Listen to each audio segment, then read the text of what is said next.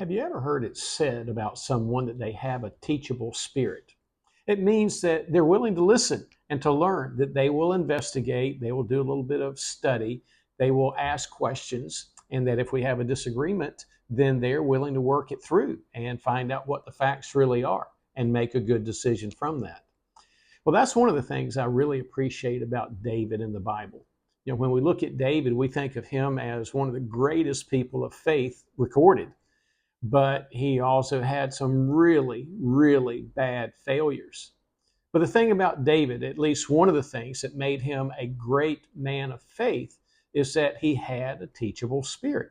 That when he failed, he would come back to God, admit that failure, make it right with God, and learn from it so that he would do better in the future and he would follow God better.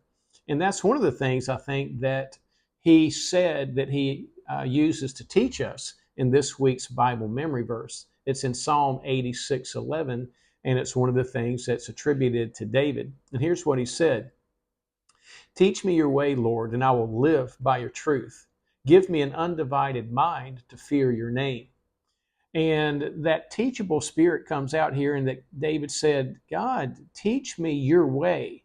In other words, David really wanted to know what God intends for us in a practical way. And that's what I want to remind everybody of today. The Bible has so much in it, and it can be overwhelming, in all honesty.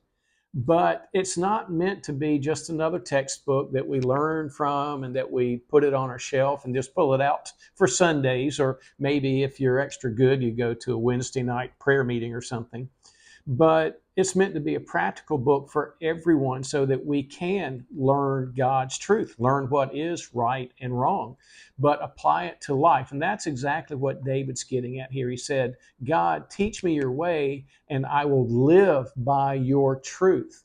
In other words, I'm going to take those things that you tell me are the right and wrong in the world, and I'm going to apply those to my life, and that's how I'm going to live. And, let's be honest with each other. That's a hard thing to do, because Christian truth in today's world, and it fits anywhere I've been, it's hard to live by it. We are truly the minority. People don't like to hear the things that we say are right and wrong, and we will be opposed in that. But the fact is, God's truth will help us to live a better, more meaningful life that is full of purpose, and that will give us a peace on the inside, knowing we are following and doing the things that are truly right. And so David had that attitude. He failed big time, and yet he would come back and say, God, teach me how to do things better. Help me find the things that will give me a much better, deeper, more meaningful life. But then he wrapped it together to tell us how to do that. He said, give me an undivided mind so that I can fear your name. Basically, is what he's saying. And what he means by that, not to be afraid that God is going to hurt us. The fear of God, I don't think means that, but I think we miss the depth of what it does mean, in that God is a big and powerful and awesome, all-knowing, all-present God that is a God of majesty and amazingly big.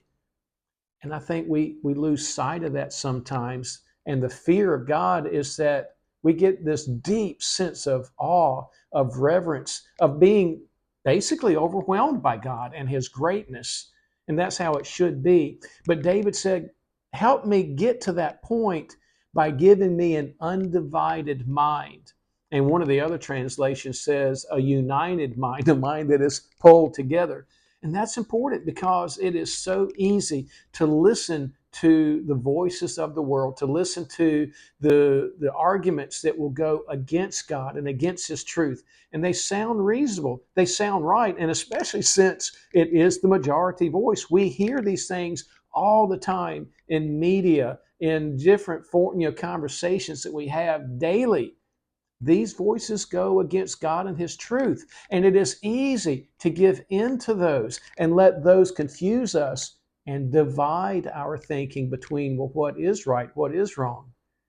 And David said, God, again, with that teachable spirit, Teach me what the truth is so that I can apply it to my life. I can live by that, and that I can finally have a united mind, a mind that is not divided, that's confused by all of these other arguments. God, teach me what truly is right and wrong.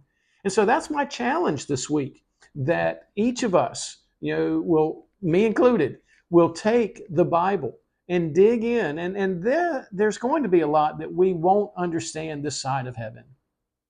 But the things God wants us to know that are most important, He makes it clear so that anyone can understand those basic truths. But yes, it does take effort. It takes effort to take time to read it, to think about it, to learn from it, and apply it to our lives.